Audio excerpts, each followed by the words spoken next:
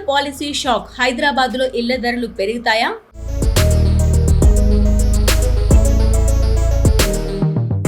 Telangana real estate రంగంలో కొత్తగా తీసుకువచ్చిన ఒక పాలసీ ఇప్పుడు పెద్ద చర్చకు దారితీస్తోంది.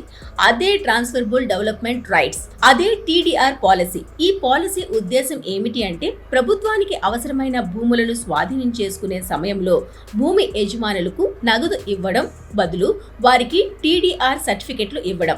ఈ సర్టిఫికెట్లను డెవలపర్లు కొనుగోలు చేసి తమ ప్రాజెక్టులో అదనపు అంతస్తులు నిర్మించడానికి ఉపయోగించుకోవచ్చు.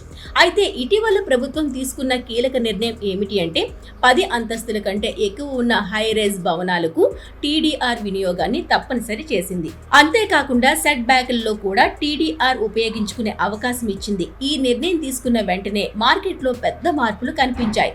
ముఖ్యంగా హైదరాబాద్ లో టీడీఆర్ ధరలు ఒక్కసారిగా భారీగా పెరిగాయి. గతంలో తక్కువ ధరలకు లభించిన టీడీఆర్లు ఇప్పుడు దాదాపు రెండింతలు ధరలకు చేరుకున్నాయి. దీంతో బిల్డర్లు తీవ్ర అసంతృప్తి వ్యక్తం చేస్తున్నారు. వారి అభిప్రాయం ప్రకారం ఈ పాలసీ వల్ల ప్రాజెక్ట్ ఖర్చులు గణనీయంగా పెరిగాయి. ఒక్కో స్క్వేర్ ఫీట్ పై 300 నుంచి 400 వరకు అదనపు భారంగా పడుతోందని వారు చెబుతున్నారు. ఇక మరో సమస్య ఏమిటి అంటే, ఈ ఖర్చు చివరికి ఇళ్ల కొనుగోలుదారుల పైనే పడుతుంది. అంటే అపార్ట్మెంట్ ధరలు కూడా పెరిగే అవకాశం ఉంది. అయితే ప్రభుత్వం మాత్రం ఈ పాలసీ వెనుక ఉన్న ఉద్దేశాన్ని స్పష్టం చేస్తోంది. భూములు ఇచ్చిన యజమానులకు సరైన లాభం కలగాలి.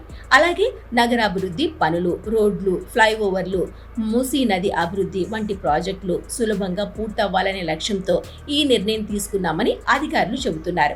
అలాగే మార్కెట్లో ఉన్న టీడీఆర్ స్టాక్ ను వినియోగంలోకి తీసుకురావడం కూడా ప్రభుత్వ లక్ష్యంగా ఉంది. ఇప్పటి వరకు పెద్ద మొత్తంలో టీడీఆర్లు ఉన్నప్పటికీ వాటికి డిమాండ్ తక్కువగా ఉండేది. ఇప్పుడు ఈ పాలసీతో డిమాండ్ పెరిగింది. ఇక బిల్డర్ల అభ్యంతరాలు నేపథ్యంలో ప్రభుత్వం కొన్ని సడలింపులు కూడా ఇచ్చింది. కొత్తగా స్లాబ్ సిస్టమ్ తీసుకువచ్చి 10 నుంచి 20 అంతస్తుల భవనాలకు తక్కువ శాతం, 20 అంతస్తుల పై భవనాలకు కొంచెం ఎక్కువ శాతం టీడీఆర్ వినియోగాన్ని నిర్ణయించింది. మొత్తం మీద ఈ TDR policy Hyderabad real estate మార్కెట్లో ఒక పెద్ద మార్పుకు దారితీసింది.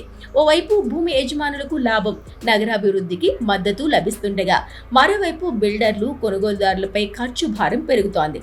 ఇక రాబోయే రోజుల్లో ఈ పాలసీ ప్రభావం ఎంతవరకు ఉంటుందో, హైదరాబాద్ రియల్ ఎస్టేట్ మార్కెట్ ఏ దిశగా వెళ్తుందో అనేది ఆసక్తికరంగా మారింది.